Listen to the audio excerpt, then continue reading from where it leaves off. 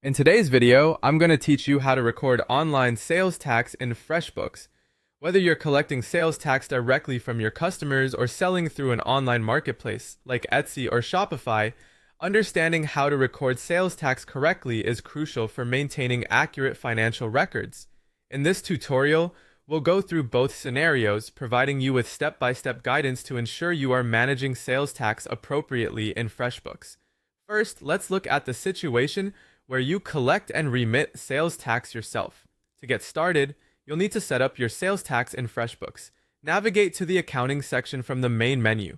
Here, you'll find the option to add a new tax. Click on the plus new tax button. Enter the relevant details for your region, such as the tax name, an abbreviation, and the percentage rate. Once you have your sales tax set up, the next step is to create an invoice that includes this tax.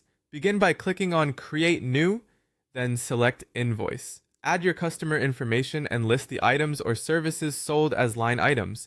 For each item, click on the Add Taxes button and choose the tax you established earlier. Freshbooks will automatically calculate and add the sales tax to the total amount. Once your invoice is complete, send it to your customer. To keep track of what you've collected, go to the Report section and select the Sales Tax Summary Report. This report is useful for showing you how much tax you've gathered and how much you owe to the tax authorities.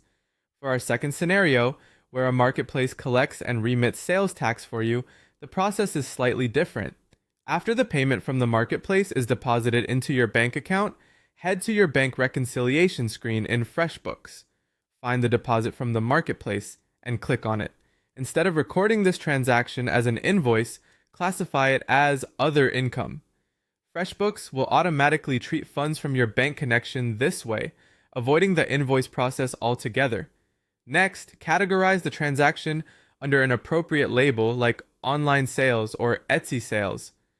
Since the sales tax has been handled by the marketplace, your income will already exclude the tax amount, so there's no need to make further adjustments for the tax. Finally, keep in mind a few important considerations when recording sales tax. From an accounting standpoint, sales tax is considered a liability, meaning it's an amount you owe the government, not part of your revenue. It's crucial to be aware of how your marketplace handles sales tax. Some platforms act as marketplace facilitators, collecting and remitting sales tax on your behalf, so be sure to check this. And of course, tax laws can be quite complex and vary by region, so if you're uncertain about your tax obligations, it's always a wise idea to consult with a tax professional. By following these steps and guidelines, you'll be able to record your online sales tax accurately, ensuring your financial records remain precise and compliant.